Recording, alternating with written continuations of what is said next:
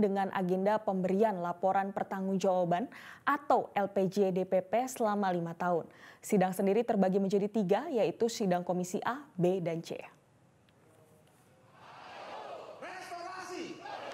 Pelaksanaan hari kedua Kongres ketiga Partai Nasdem yang berlangsung dari tanggal 25 hingga 27 Agustus 2024 dimulai dengan agenda sidang komisi yang dibagi menjadi 3 komisi.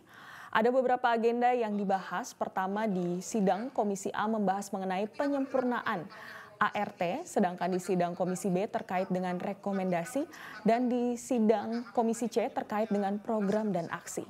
Penutupan Kongres ketiga Partai Nasdem pun akan dilaksanakan pada Selasa sore dan rencananya akan ditutup oleh Presiden terpilih Prabowo Subianto. Kalau ada orang mengatakan bahwa menjadi partai populis, jelajahi cara baru mendapatkan informasi. Download Metro TV Extend sekarang.